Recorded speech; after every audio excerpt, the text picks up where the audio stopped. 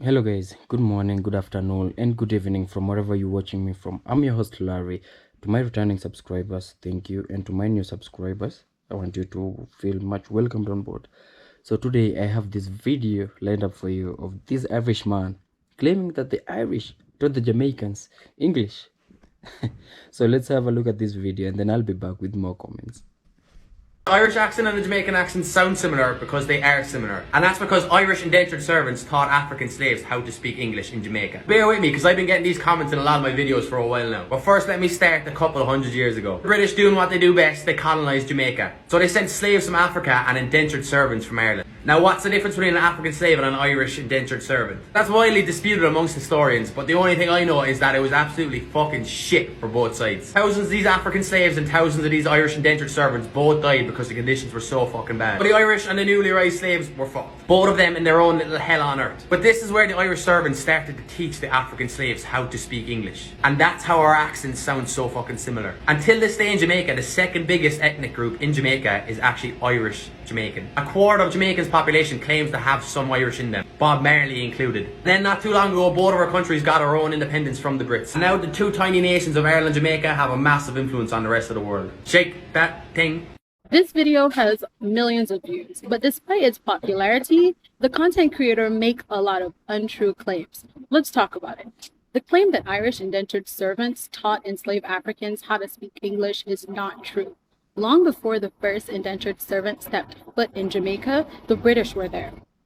Enslaved Africans who worked in domestic situations, for example, or who had other direct contact with the British, learned English before and without any interaction with the Irish. No one sat down and taught enslaved Africans how to speak English in droves. They learned it because they were intelligent and because they had to do so for their jobs.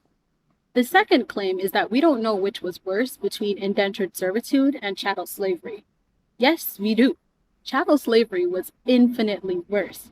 Although both systems were oppressive, indentured servants had rights. They could take their employers to court for bad treatment. They could earn their freedom even if it took them longer than they anticipated.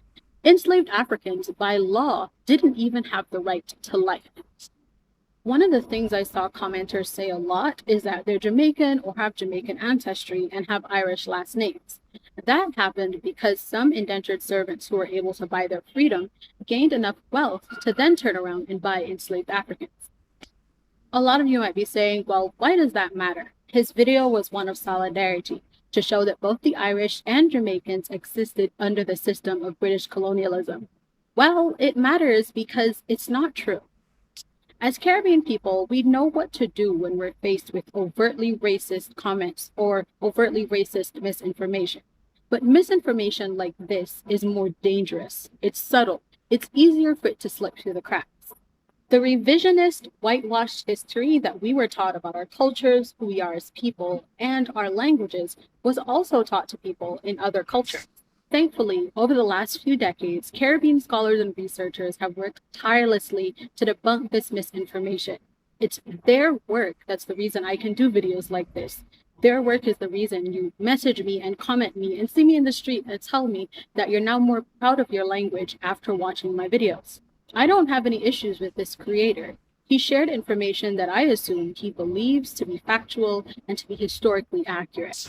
My hope is that at least one Caribbean person watches this video and leaves knowing the truth about our ancestors' struggles, their history, and that the reason we speak the way that we do is because of their intelligence and their resilience. We have to push back against any narrative that does not honor them or their legacies.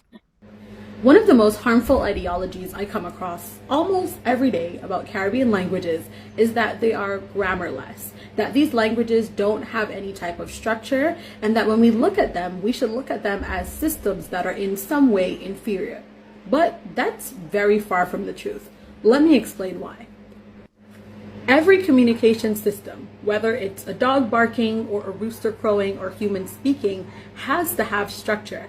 Imagine using shoe one day to mean one thing and then tomorrow it means something completely different. We'd all be really confused. Every communication system has to have an agreed upon meaning for words, phrases, and an agreed upon meaning in how those words and phrases are used. That's structure.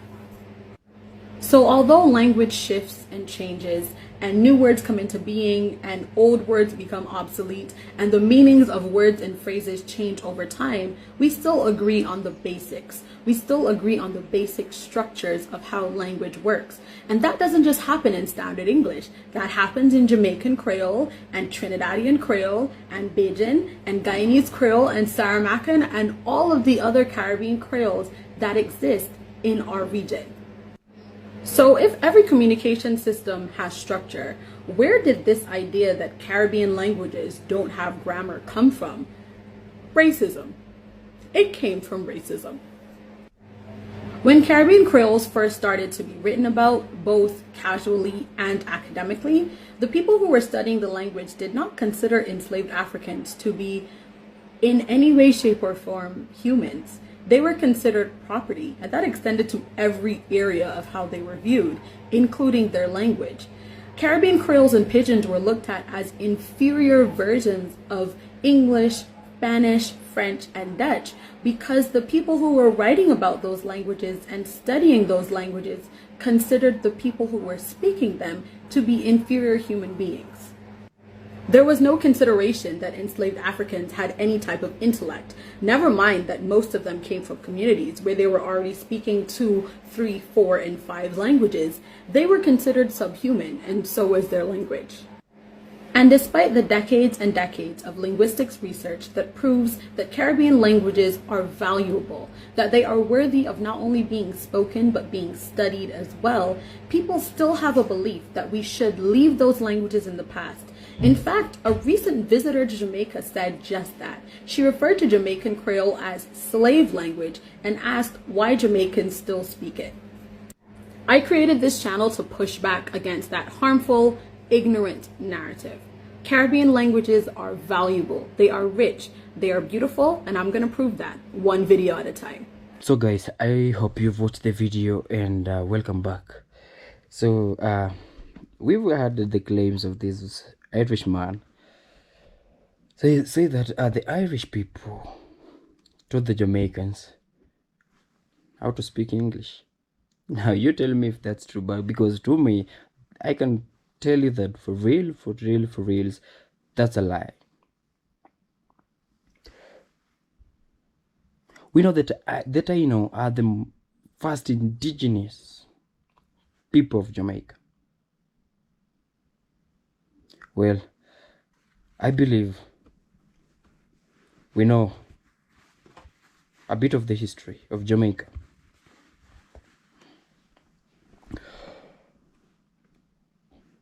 The Spanish people even invaded, or rather came to Jamaica, and with them they came with English. They came before these Irish people. And then after that, the British came, and that's Christopher Columbus, with the colonizers. They conquered and took away Jamaica from these Spanish people. And that's again before the Irish people.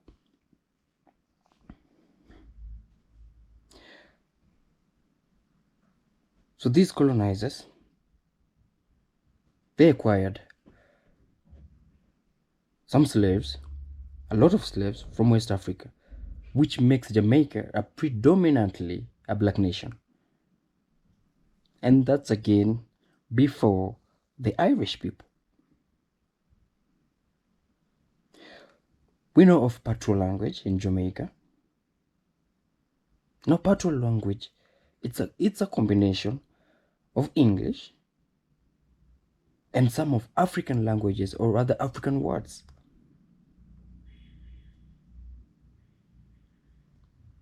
And now this Irishman has no shame to come on online, makes this video of Irish teaching Jamaicans English. These Irish people then came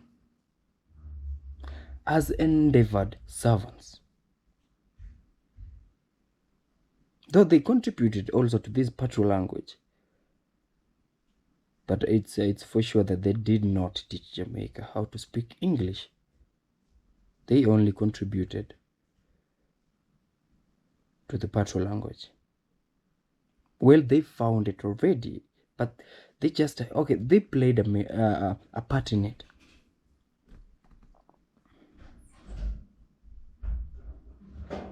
So, with me, I can say that this Irish man, having no shame and having this courage to come on and make this video saying that the Irish taught Jamaica how to speak English is a total lie. A total lie. The Irish did not teach Jamaica how to speak in English. So guys, tell me what you think about this video, and remember, if you are new to my channel, kindly like, subscribe, comment and share. And to my returning subscribers, thank you so much. Your support is highly appreciated. If not for you, I wouldn't be here. Again, much love. I'm your host Larry. Until we meet again, peace out.